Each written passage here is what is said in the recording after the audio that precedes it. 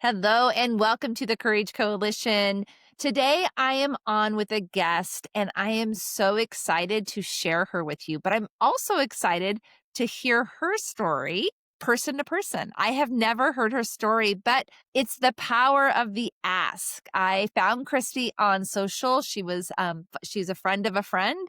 And I read her story and I was like, oh my gosh, I have got to have her on the podcast. Talk about courageous. So, Kristy, welcome. Thank you. Thank you very much. So, Kristy Barkley is a life coach. She is a marathon runner, Emerald brand ambassador, but she's a mom and she's a wife. And she is truly someone that says, don't think that's going to be for me. And I think that's probably what really resonated with me when I heard your story for the first time was you were like, yeah, okay, but no, not for me. You're not wrong. So let's go back. Okay, let's go back to life before 2008. Okay. Okay, introduce yourself to the world. Back in 2007, my name is Kristy Barkley, and I manage all of the sponsorships for the NHL team, the Nashville Predators. I have just finalized the naming rights deal for the Nashville Arena, and I work a lot, and I'm very, very successful. And I'm a single mom, and I was just climbing the corporate ladder, having a dream job, doing everything that I love. Okay. Absolutely. And there was a pivot. There was an injury. Yeah. Tell us a little bit about that and what really happened there. So the reason my injury in 2008 was so significant is because in high school I cheered competitively and I got a few concussions. And then in college I played rugby collegiately and I got more concussions. And back then they were, 1996, 7, 8. All they said basically is, you're fine. You're fine. You look fine. You look And fine. you carry on. And I was having double vision, I was having all kinds of issues, but really nobody cared. It didn't 2 and 2 were not put together. Honestly, there was just nothing nobody talked about concussions. You're supposed to, not sleep, stay awake, and don't die. And if you did not, you were fine. That's how the '90s handled that was concussion protocol. Don't go to sleep and don't die. Don't die. I love it. I never died. But in 2008, I was holding my stepdaughter at the time was a baby and slipped and fell on the back of the boat and hit the back of my head on the diving platform of the boat and got another concussion. And a lot of people ask, Did you go unconscious?" No, I legit carried on with my day. Now looking back, I don't remember any of the day. I was out of it. And the next day when I tried to get up and go to work, I went, but I had trouble sitting up in my chair, had trouble with my words. And so my boss said, "Hey, go downstairs and see the team doctor," because our team actually trained and worked out in our building at that time where we worked. So I went, down and saw the doctor. He's like, "Sounds like you got a concussion. Let's watch it for a few days and then come back and see me." And I said, "Okay." So I did. And I wasn't getting any better. So then I went to the team neurologist who is trained to help professional athletes get over concussions really fast. And Right. I just didn't get over it. Just didn't. So within, so they sent me home and I didn't work for a while. I would lay in bed with my computer on my belly, couldn't sit up, just all kinds of issues. And finally, after 6 months, they were like, "We don't think you're ever going to work again. Not just at this high level, Yeah. but never again." And so at that time, I was officially retired. And how old were you, Kristy? Let's see, 39? So Yeah. really not even halfway through your working career. No, actually, I'm sorry, I was 37, and I had just got my master's degree in 31 to work in professional sports. Wow. Went And back you're to a school. single mom at this point, and there's gotta be so much fear around, "What are we gonna do?" Yeah, yeah. So, well, I had just gotten married. I'd only been married 6 months. Oh my god. So he married a professional sports executive, Yeah. and Within 6 months, he's now married to someone that is permanently disabled. it doesn't get out of bed. Yeah. Mhm. Yeah. What in your heart, like, yes, your mind is thinking, we can think with our mind, there's so many things, but, like, what was your heart saying at that moment when they're like, "You're done." truly felt like there was really nothing else to live for. Like everything I had overcome, everything that I had worked for. I mean, I got pregnant when I was in undergrad and college, had to quit. After he was born, went back to college. When he started kindergarten, went to grad school. Like I kept overcoming. I kept doing things that people say you won't do. "Oh, you're a single mom. You'll never be as great as you thought you were gonna Right. be." And I kept proving everybody wrong. Right. And suddenly, it was like everything I had worked for was gone, and, I didn't know even who I was anymore. I was so wrapped up in being this overachiever, successful, I can do anything person Yeah. who suddenly Not couldn't able to do everything. really do much. Yeah. No, no. When when you talk about that, one of the things that comes up, and it's a cultural societal belief that success looks one way. It looks like you said, executive, making good money, filling the dreams, checking the boxes, living the life. But over the course of the next really almost 2 decades, because it's been almost 2 decades since then, you have completely, 1, proven once again that you're wrong. You're wrong. Also, that success is not determined by a cultural norm. Success is determined one step at a time, one change at a time, one belief at a time. And it's not just in your own health, but really in your son's health too. And I think that's the second thing that really drew me to you. So, and we'll get into that. But where do you feel like in your story you were able to be in a space that said, you know what, this is not going to define me? I am going to disrupt everything that they've told me and choose something different. Because I think when it comes to medical diagnoses, especially things like the brain, right? It's like, whoa, it's the brain. We need our brain to live, to breathe. Like you said, don't die, right? Don't die. We want to go to the experts and we want to just be like, okay, you're right and I'm wrong. But we are born intuitively knowing things about our body. This is my belief that no medical professional will ever be able to know because it is our body. So, at what point were you able to go inward and say, "You know what? I'm going to get really curious and I'm going to find a different way." Because you couldn't say, "I think I'm going to find a different way," because then you wouldn't have. You've got to say, "No, I'm going to find a different way." In 2014, which is part of my story you knew, that's when the doctors said, "Hey, memory loss is happening so significantly now. So diagnosed with early onset dementia, you will probably not recognize your kids by 2016. You'll be in assisted living with full Alzheimer's by 2018, and you will be dead by 2020." Mm. The reason I got all of that information is because on December 31st of 2013, about a month after my husband looked at me and said, "I can't do this anymore. I didn't sign up for this. I can't do it. I'm now gonna." We got 4 kids because I brought 1 to the table. He brought 2. We had 1, and he's like, "I can't. I don't know how to do this. I can't do it." And so I decided, without discussing it with anybody else, that it would be better for my children and my husband to not have to watch me die. And so I took it upon myself to kill myself. And I did a really great job, um, to the point of I flatlined and saw the light and was told, "I'm not done with you." Mm. And then I came to, and my husband and my brother were at the foot of the hospital bed. I didn't know how I got to the hospital, like nothing. They were screaming and crying at the foot of the hospital bed, and I came to. And so the next day, the doctor said, "Look, I had taken over 80 prescription pills, and they said she will need transplants. She will need probably multiple surgeries. We don't know what kind of effect all of this medicine in her body, what it's going to do to her body, but the recovery is going to be long." And 3 days later, they said, "We cannot find any sign of damage in your body." And so they moved me to an inpatient facility. I called it the funny farm. That may offend other people who have been in inpatient facilities, but all I had ever known was like One Flew Over Cuckoo's Nest. And it was that. I would call my mom once a day and be like, "Mom, I don't think that I belong here.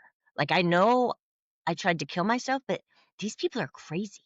No, this is really, no, I don't, you got to get me out of here." And she was like, "I really want to, but we can't." So I stayed for 30 days. And during that time, they did tons of tests, and that's where they came back with all of this information. Had run Okay. way more tests, and those were all of the prognoses I was given. But that's when I was like, "I don't know why God saved me." I've always Um, been very, very faithful, even when I was dying. Like, as I was dying after trying to kill myself, I was praying that please I didn't know what happens. Like, I really believed, like, maybe I do go to hell because 'cause I've killed myself, but I was like, "Please just let me not." right, right, Forgive me. I'm not doing this because I don't love you. I just can't do right. this to my family anymore. But after that, literally that one thing, I was like, I don't know why I woke up, but I'm gonna figure it out. And every day since then, when I wake up breathing, the thought that comes into my head is, God has more for you to do today. Christy, I love that so much. Recently I heard this quote and it says, I'm trying to think of it, make sure I say it the way it was. There's a shock that's created a fissure or a crack. And in that crack is what we get to choose and how we get to find our purpose. And I think Hemingway says it as like, gosh, I've actually got the poem and I can't remember it now, but it talks about the cracks and how it lets the light through.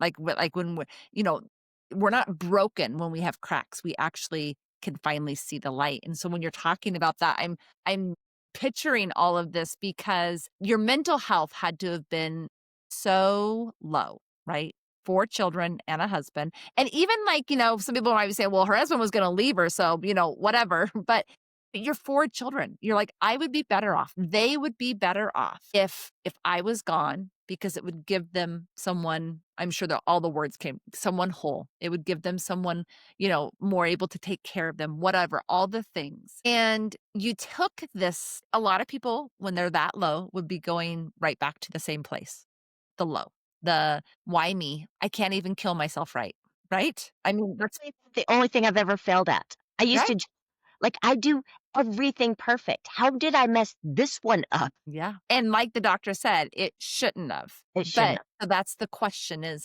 then where do I teach from this? Right? Because when we were taught, then we should teach. And you Yes. were taught a really big lesson. So first I want to go into where it went from there, but I have to ask this now so I don't forget. In retrospect, you have children, you have teenagers, young adults in your life. How do you have this conversation with them? So the youngest is 14, and I only recently had it with him because he was having suicidal ideations, Okay. and I had to take him to emergency children's psychiatric care. And as he was getting better, I shared with him what happened with me. My oldest was 16 Mm, when I did it. And there wasn't a fear of my husband leaving me. He just was so detached, and he was mad and he was angry, but he also traveled Monday through Friday. So it was my 16-year-old son that did all the grocery shopping because I couldn't drive, who would take my youngest son, who was a toddler at the time, back and forth between our house and my parents' house. Like, he was like the adult, yeah, but he would leave, and 10 minutes later I'd call him and ask him where he was. man. And I just felt like I was such a burden to him. And so, if we fast forward a few years later, I started having seizures. Okay. And, they put me on a medicine for epilepsy, and this is feels like a tangent, but it's gonna come back to answer your question. Put me on a medicine for epilepsy without later the doctors were like, "Who did this?" One of the main side effects for this medicine they put me on was suicidal ideations. So I had been good for 2 years, like, really good. No, like, of course you have depression some because I still am not great, right? I'm getting better, but I'm not great. And within about 3 weeks of being on this medicine, I did it again. And it was my son that found me. Christy. He was almost 18, about to leave for college. And just recently, literally in December, we were on a cruise and he and I sat up together till like 5 a.m. talking. And he shared with me because he just is so great. He's the most kind, caring, compassionate. He's married now, and his wife is like, "How did you make him?" And I'm like, "Because his life sucked. Like, God made him. He is who he is because God knew nobody else could handle what he would go through before he was 18 years old, Right. me as a mom."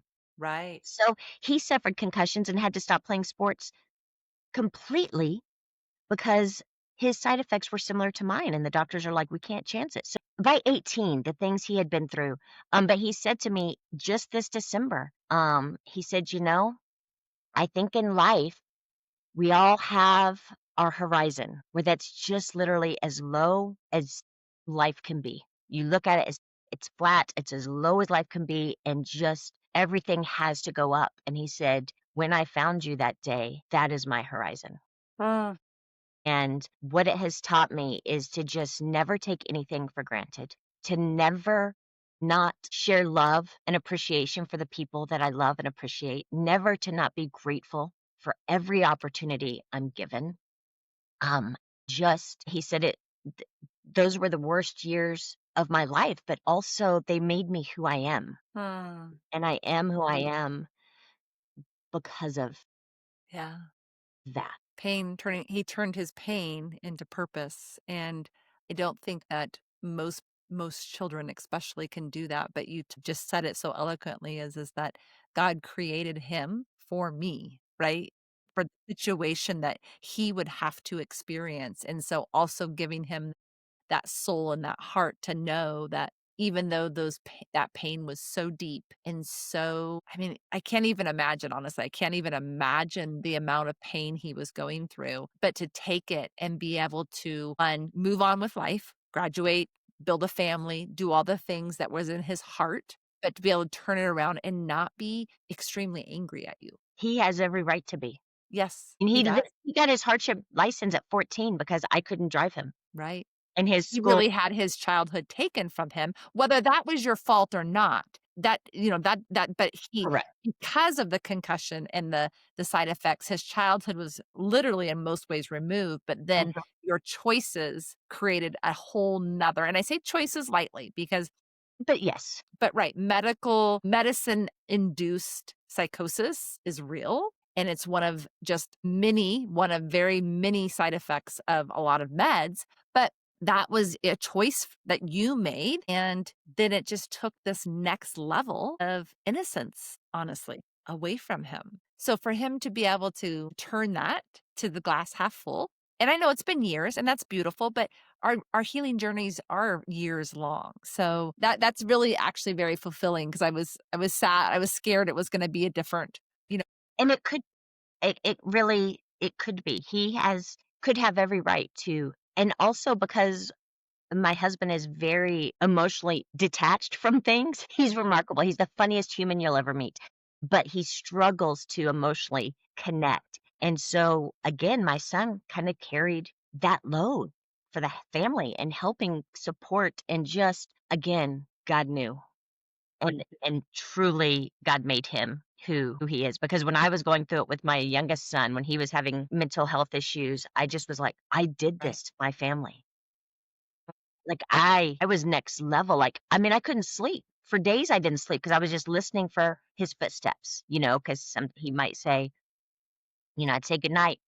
Love you. I'll see you in the morning." He'd be like, "Maybe." And I'd be like, Uh, so I'm and I just can't imagine. That made me at least imagine some. right, of what he went through. Yeah, what I did to others Yeah. So is heartbreak. your second attempt was in 2015 then? Is that Us correct? 16 16, okay. So beginning. after you began the process again, really, because you Yes. just had to start over, and you had this information about who you were going to be, right? Like, you're never going to do this, you're never going to do that. Someone was telling you who you were going to be. Where did you get the strength, the courage to move outside of that? Because at this point, your horizon is pretty darn low. Yeah, So, again, I don't know that I ever did. Again, it was a God wink. So, I have shared that, like, I couldn't get my heart rate above 120, which makes my end story even bigger, because when your heart rate is up, there is swelling in your brain, which is why when you work out really hard, sometimes you get lightheaded. right. So, imagine a brain that's already so swollen, like, couldn't get above 120. So, I didn't exercise at all. Rarely left my house, and I was gaining a lot of weight. Thing is, I rarely left my house, so it shouldn't have mattered. that I was gaining weight, except for one of my friends posted a before and after picture of her, literally like her only post about the supplements I now take and share about her weight loss. And I ordered. Thing is, the weight loss was from products that support the gut health. Okay. And there was no research then yet that was being published about gut health and brain health. So I took all the ingredients. I had 4 different doctors. I was on 13 different prescriptions, and I took about 20 Advil a day. My migraine specialist actually said, you will die of your brain injury before liver failure. You're fine. Do what you have to do to get out of bed. So I was taking that many pills a day, and I started these gut health products to lose weight. And within 3 weeks, my migraines were gone. And I was not getting out of bed for like days at a time. My husband around week 3 goes, "What is different?" Because again, he's gone Monday through Friday. "What is different?" I'm like, "I started this stuff." And he was like, "What is it?" I'm like, "I don't really know. I'm supposed to lose weight." And he goes, "You've talked more this weekend than you've talked in 4 or 5 years." He was like, "What is it?" I'm like, "I don't actually know. I don't actually know. I'm Nicole lost weight and I wanted to lose weight." And he's like, "Why do you want to lose weight?" And I was like, "I don't know. I'm fat." And he's like, "You don't go anywhere. Like, you're in pajamas all day. Like, who cares if you're fat?" Like, and I wasn't. It's just like that was the kind of conversation we were having. Right. Like, why did God want me to order something for weight loss? He didn't. Right. He knew something that I didn't know. Right. And even so within about 6 months, I was off all but 2 prescriptions. Wow. And one of them is one they want me to stay on forever because research has shown that it helps prevent Alzheimer's. Okay. And because of my brain injury, I'm much more likely for it to begin sooner. And the other is just a super low dose, antidepressant just because my hereditary, like everybody in my family suffers from depression. So was even before the brain injury, and it's a huge side effect of brain injury. I mean, Right. anybody ever wants to do the research and look at how many professional football players have committed suicide, it's Yeah. really high. It's really And then sad. they do the exam and they all have CTE, which is what doctors assumed I had, where the plaque grows on the brain, but they can't discover it until after you're dead and they cut your brain open. So, but suicide is one of the main things that happens to people that have CTE because they just can't, they don't live anymore. Like they've completely lost who they are. And it just seems like it just makes sense. And so So I wasn't even like that cool, like, I'm gonna fight this. I'm an overcomer. I literally just wanted to lose weight. And these products I changed my love that so much. That's like, nope, I wasn't that person. Wasn't there. she had left the building. She left in '08.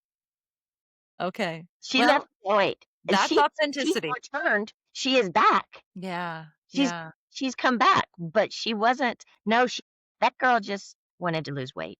It's really bananas. So from 2016, Uh-huh. you started improving. Yeah.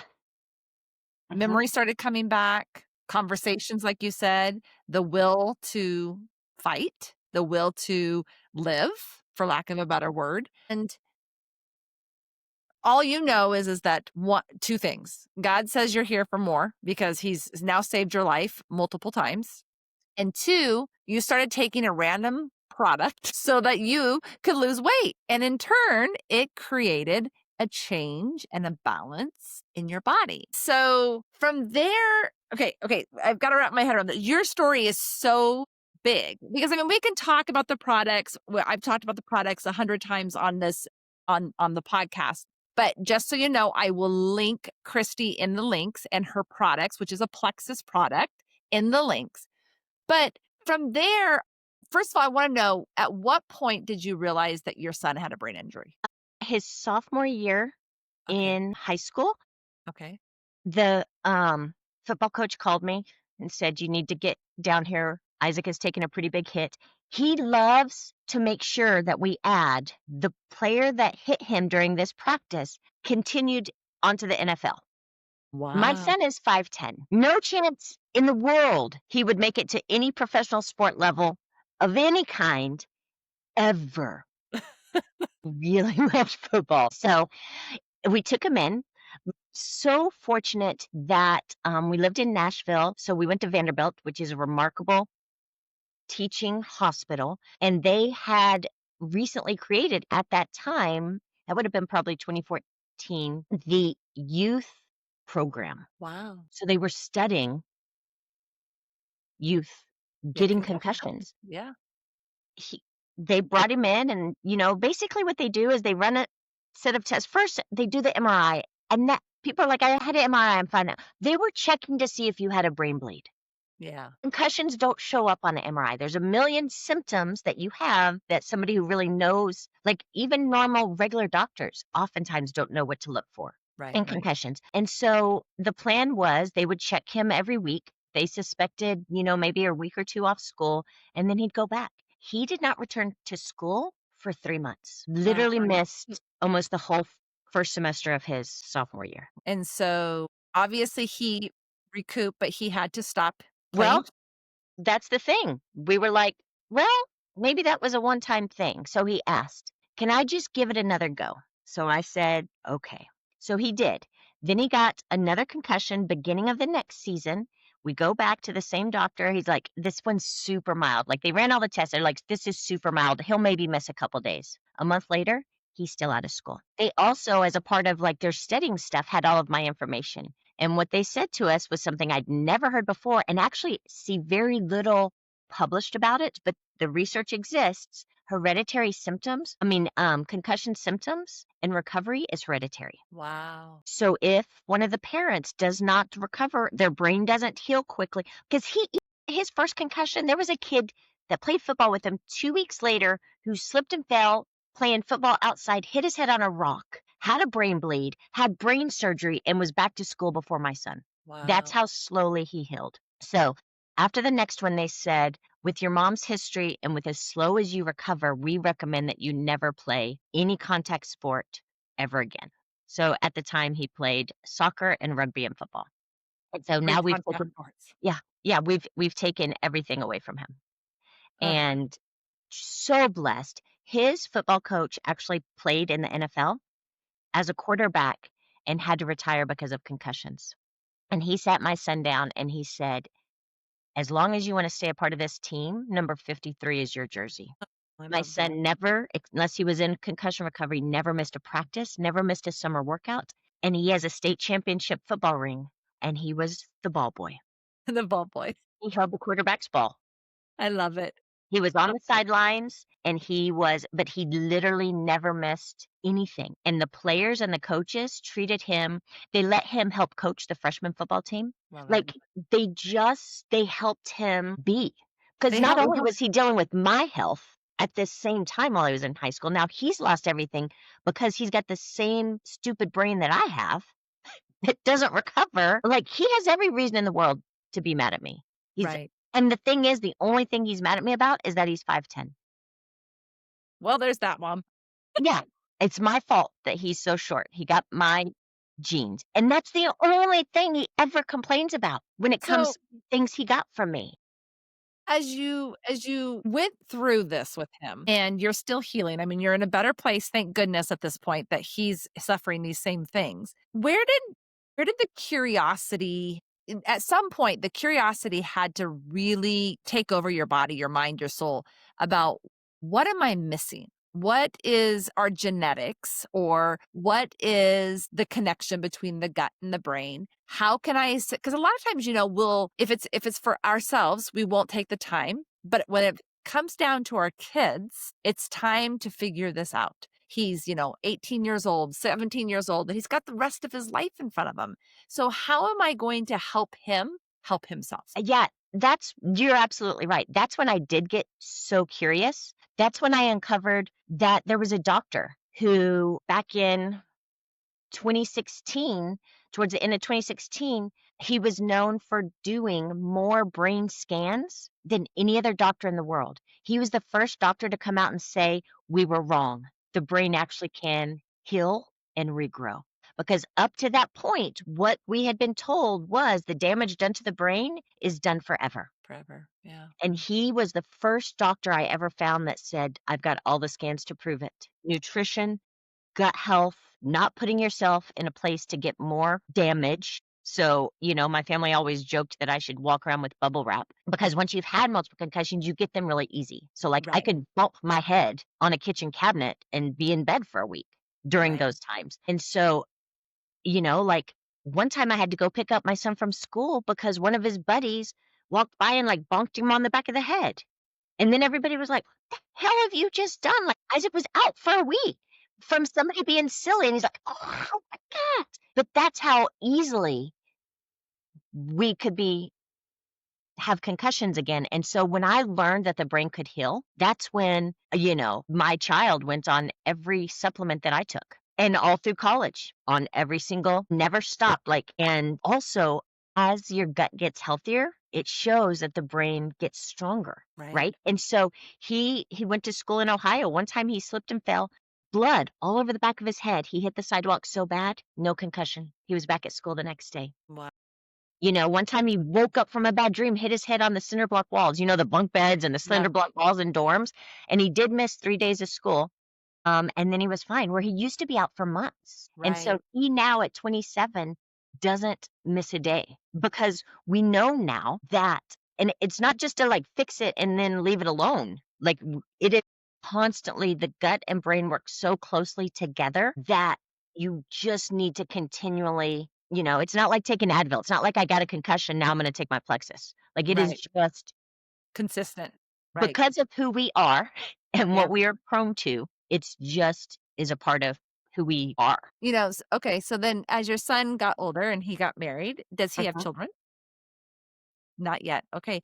Do you guys have conversations about that? And is he concerned? Is he, is there fear around the fact that you're going to pass along a gene? And then also, have you in your research been able to go back and correlate it to any specific genetic condition that is now linked to the concussion ease or concussion sensitivity, for lack of a better word? Have not been able to link it to anything. I don't know yet if there are certain genes that Okay. connect it. It's an interesting question. I don't know. But yes, it is a concern.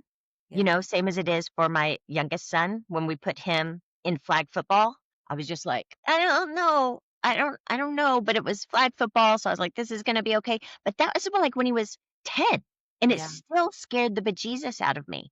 Yeah. So it is a concern, but also, again, my oldest child has such a gift for humor and compassion and just taking a load off. I mean, here's how his sense of humor works. I was visiting him one mom's weekend at his fraternity house, and I learned from other fraternity members that my son was the beer pong champion of the fraternity. And I was like, Isaac, I don't know how I feel about this. And he looked at me literally straight faced and goes, it's your fault I can't play on any of the sports teams. I need to be good at something. We have chosen beer pong. There's zero chance of concussions. And I was like, you win. Play all the beer pong you want. It's always top of mind, even if we're not always like, and because that's how quick he is. Like, that's how it's always on top of mind, even if, we don't talk about it. The people that are closest to us know, Yeah. like, at any time, at any moment he and I are worried, it's gonna happen again. Like, I don't think that fear of, like, another concussion ever Leaves goes you. away. What I Right. have learned, because I got a pretty bad one last year, and I was only in bed for, like, 5 days, was like, "Okay, I have proven to myself that even really bad ones, like, it was swollen, my head was totally swollen where something hit it, but I wasn't even in bed for a week." Mm, And Corey, I would have been in bed for a month, yeah, 6 right. weeks before, and so, it's always there. It's always it's only been in the last few years where I was able to, based on research, let go of the fact that I was still gonna die really early of Okay. Alzheimer's. I always thought, "Okay, I'm feeling better. I'm good. Everybody thinks I look good on the outside. I'm living a pretty normal life, but I'm still going to die really early from Alzheimer's." And it's only probably been in the last 2 years where I'm like, "I actually might not. I might not. I actually might not. I might just grow to see great grandkids." Oh, I love that. So, okay, so we've gone through these early days, and at some point in your life, or I mean, you can tell us when, you decided, I feel better. I feel good. Maybe I feel better, but I feel good. I know the risks. I know where I'm going. And even though I have this condition where I get concussions really early or really easy, and even though I can't get my heart rate above 120, I'm gonna run marathons. Why? So I used to run marathons prior to my injury. Okay. And I've always been very slow. Like I'm not winning. Nobody watched Kristy Barkley run a race and be like, I wished I could run like her. But Kristy Barkley crosses every finish line, right? Oh, but crosses every finish line. 2019, lived in Fort Lauderdale and moved there in 2018. And in 2018, I watched from our balcony Fort Lauderdale Marathon go by. And I said to my husband, do you think I could do it again? And he goes, absolutely not. No, no. I'm like, well, I've been going to the gym. I've been lifting weights. You think I could run again? And he goes, no. And that's just exactly what he needed to say, because then I signed up for the next year. Only the half marathon. And Corey, I legit half marathon for anybody who's not a runner is only 13.1 miles. And I stopped at 13 different porta potties. My stomach hurt so bad. Everything hurt. And I had trained for it, and it was the worst experience ever. And my husband's like, kudos. Can we not do this again? And I was like, I don't know. Well, then COVID happened. So it's like, cool, cool. Fort Lauderdale, like up in the panhandle of Florida. I know everybody watched the news during COVID and they're like, beaches are open. South Florida was not open. We couldn't walk on the beach. We were not supposed to be more than 250 yards from our house. Could only be at the closest grocery store. We were shut down Okay. because that's where all the cruise ships let off. So our numbers were super high. So there was no running. There was no walking on the beach. There was no anything. There was sit in your house and Yeah. watch the world go by. And then we moved, and then we moved again, and then we moved again. So we moved a lot. And the final move where we are now is northern Kentucky, but literally only 2 miles from Cincinnati, Ohio. And Okay. I did not handle this move well. I have not made a lot of friends. I homeschool, which we haven't even talked about yet, but I homeschool my 14-year-old autistic son. You could take autistic out of it and still homeschooling a 14-year-old boy is bananas. Let's add in his extra fun, and it's a lot. And I just wasn't I haven't really found my place here. And I found myself starting to not be happy. And I have learned that getting out and exercising just makes me less unhappy. So I just my husband plays pickleball, and there's this park right across the Ohio River with 27 courts, and it runs along the Ohio River, this whole trail. It's like couple miles long. So I was like, okay, I'll go and I'll walk, kind of jog while he's playing pickleball. And that started, and I did a mile, and then I did 2 miles, and I was like, this is fantastic. The weather was great. And then I saw a half marathon, an Air Force half marathon, and I'm like, I'm going to sign up for it. And my husband's like, he didn't say anything because he didn't know. It was not a discussion. I just signed up. So I signed up for it.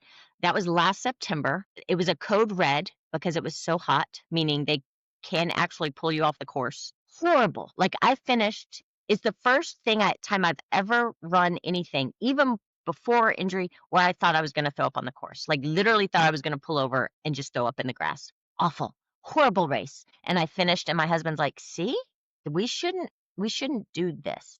This is not, you got to find another hobby because isn't good. And I was praying like I do all the time, not that day, but a little bit later, I was praying, and on my heart, as clear as day, and I wrote it down without any research, which is what I suggest people doing. Like if God puts something on your heart, there's a reason. Don't look into it because Yeah. then you're not going to write it down. I wrote down, I will run all of the world major marathons, and did a little Google search. Chicago Marathon was open to enter. I entered, not even knowing like it was a big deal. Like literally, I knew nothing about world major marathons. Entered, got in, and I was like, this is going to be amazing. I have now been rejected from New York, London. I haven't even applied to Boston because that's just crazy. What else? Tokyo, Sydney, I thought I applied to and I didn't. Now I got to just pay for a tour group. Anyway, it's not the 26 miles that's the hard part. It's getting into the darn things because apparently 7 million people who have probably never even run before, we're not even counting the 100,000 that run, want to run world major marathons. But anyway, I signed up. I got in, which I see as a Godwink of like, Yeah. look how easy this is. This is a great goal for you. And I trained. I was gonna say, so how did training look for you? Not only from a perspective of just never running a full marathon, you had only ran a half, but 2, this heart rate thing. that's the thing is it was great. Oh, I great. just did my training. I did what I was supposed to do. I was slow. And to give you an idea of like how high my heart rate is when I run, it's so high. I asked my chiropractor who is a runner about switching to a running vest for hydration because I was having some sciatica pain from my water belt. And he goes, "But do you really need hydration?" I was like, this was this summertime, and I was like, "Yes." He goes, "Well, how long does it take you to run 6 miles?" And I was like an hour and a half." And he was like I was like, "Doc, how long does it take you to run a full marathon?" He's like, "About 3 hours." I'm like, "See, you don't even need hydration for a full marathon. I need hydration to run a 5K." And he goes, "Do need hydration." He goes, "How's your heart rate?" And I opened my phone and showed him. He goes, "We should maybe go see a cardiologist." And I was like, "Why?" And he goes, "You're staying at like 178 beats per minute for over an hour." He's like, "How do you feel?" And I was like, "I feel good." And he goes, like, "You feel fine?" I was like, "Mm-hmm." And he goes, "Let's keep an eye on it." And I said, "Okay." I finished the Chicago Marathon with like an average heart rate of 177 for almost 5 hours. Wow. So And have you went and talked to a cardiologist about that to see, like, the long because term? what am I gonna say? You should stop running? Yeah, Like and that's just not an option. everything in me said stop running. Like And I just feel like, I don't know, what's a cardiologist? I Yeah, feel fine. I can talk. Like, if you were to call me while I was running and my heart rate's at 178, I can have a full conversation with you. And that's what the chiropractor's like, "Could you talk?" And I'm like, "Yeah." And he's like, "Okay." But my blood pressure, every time somebody takes my blood pressure, they're like, "Is it usually low?" And I'm like, the fact that I'm asked that every single time, right. I think means yes. Yeah, My blood pressure stays at like 98 over 60. right. So you just So have different averages than yeah, what's I don't. normal.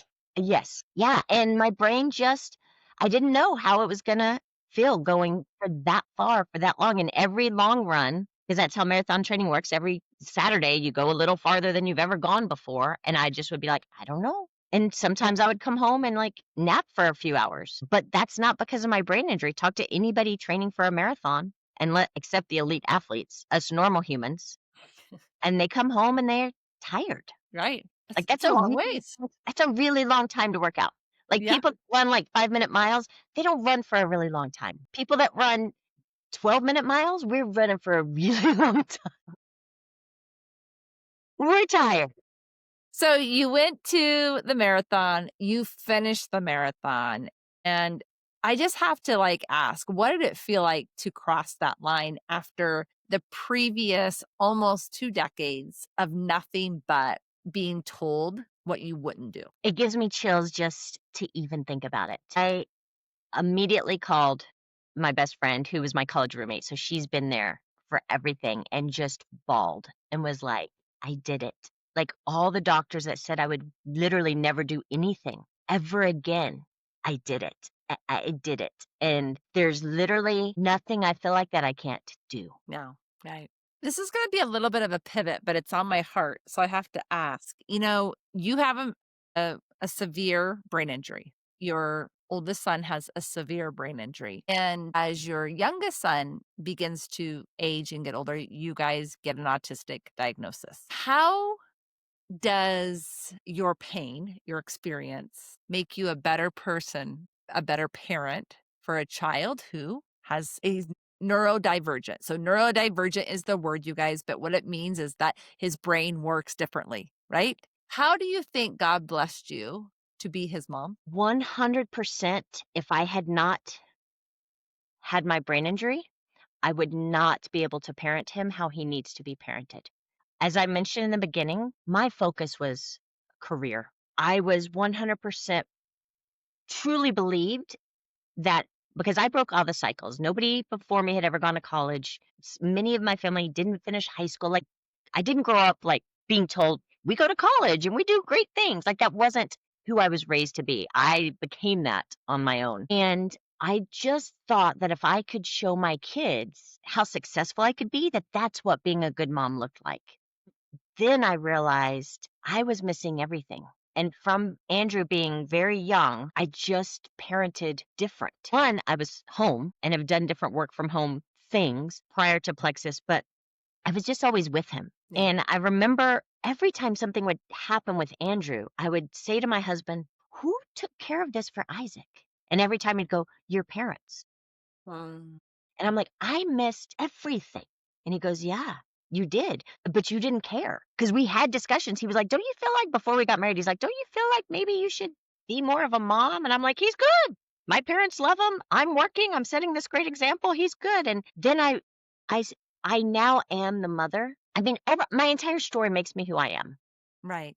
But if I had had Andrew first, it would have been a bloody disaster. I think I would have been one of those moms in a Facebook group complaining about how awful this diagnosis is, how it's ruined my life, how I can't do anything I want to do anymore because I have all of these Right. differences to deal with. And I had one of Andrew, my youngest, one of his therapists asked one time, and I had never thought about it until he asked. He said, "How does his disability affect your family life?" And the question was asked really, I think, from it because so many people complain about how it's so hard on their family.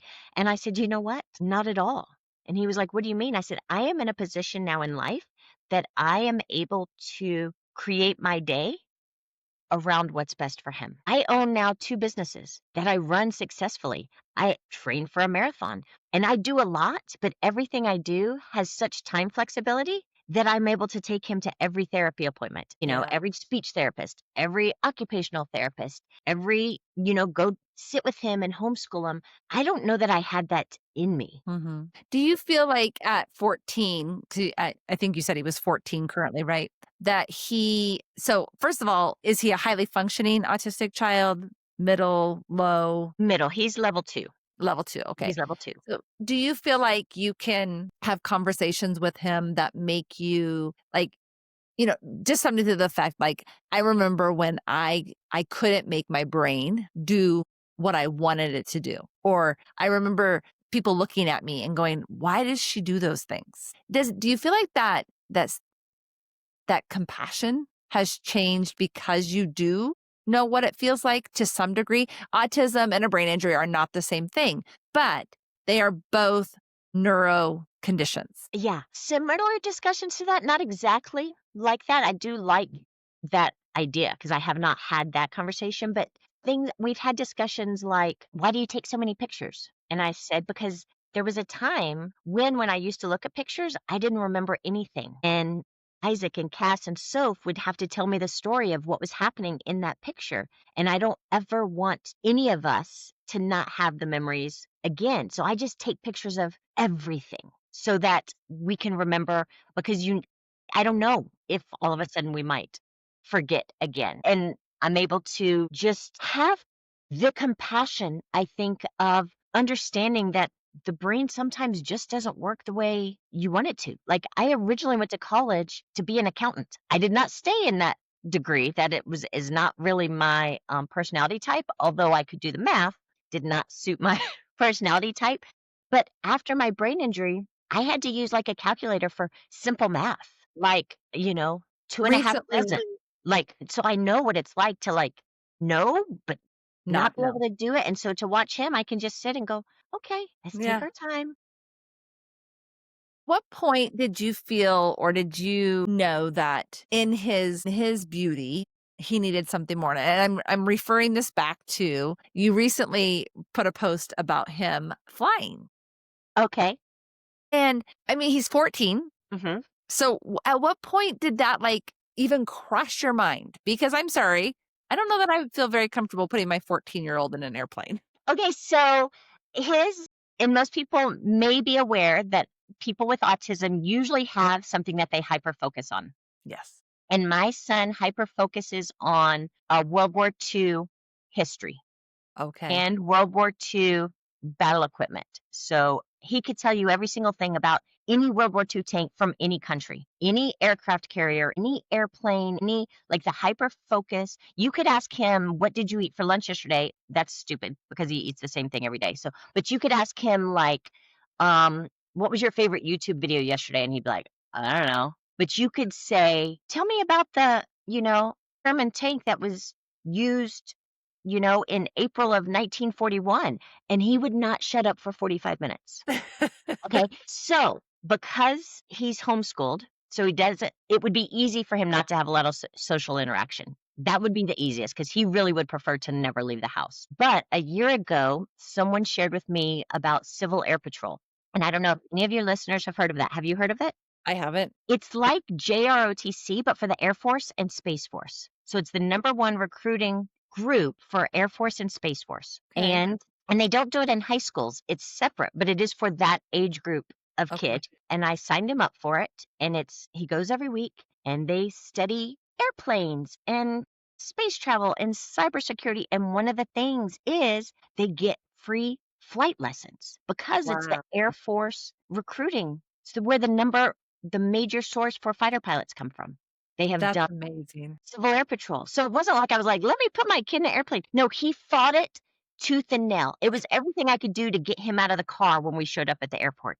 And when Gosh. he landed and his smile, I haven't seen this kind of smile since he was like little. Just a thumbs up and so excited. And so that's just one of the things of me having the time and the energy Yeah. because of the situation I'm in now to be able to go, what lights his heart on fire? Yeah. I love that. That type of he goes every Monday night and he's around other people wearing their camouflage. It's a full Air Force. They have all this stuff, dress blues and everything. And they sit there and they geek out on things that I You don't understand, but for them is very passionate. So I yeah, love that. So, yeah. Kristy, I'm gonna have to wrap this up. We're already past an hour, believe it or not. But one of the questions I ask every guest is what is a moment in your life where you feel courage has really showed up for you? And you said that it showed up for you the day you signed up for the full marathon. After 13 years, I didn't know if my brain could handle the distance after my injury. And honestly, the fear sat heavy, but something in me needed to prove that I wasn't broken. I love that how you said that I wasn't broken, that, this is just who you are today. And you said, what is the definition of courage? And you said, it's choosing faith when fear feels better. And I have to believe in that moment of signing up for that marathon, fear felt better, but you chose faith. Yeah. Even the night before the race, I was like, I don't this might be a really bad idea. Maybe maybe we don't do this. Maybe we Kristy, well, your story of courage, whether you feel like you made those courageous efforts or not, or whether they were Godwinks, what I will say is that it's really easy to ignore Godwinks. It's really easy to placate yourself and say, well, it's not for me. I'm hurt. I'm injured. I'm sick. But you've never done that. You've always taken the next best step. And when I say that, I even say that when you talk about being on the lowest of low on that horizon for you, would have been really easy to just fall into the darkness, and you didn't. And so I say that you're courageous because I do truly believe that sometimes the most courageous acts are in the smallest acts. Having the conversations, saying yes to losing weight. Hey, right? Right? Who knew? Who knew? So I can't thank you enough for being on today. I've really enjoyed this conversation. thank you so much for inviting me. It was so Thank you. wonderful. Until next time, listeners, remember if it's something it's hit your heart, it's hit your mind, download, share, and leave us a review. We'll talk soon.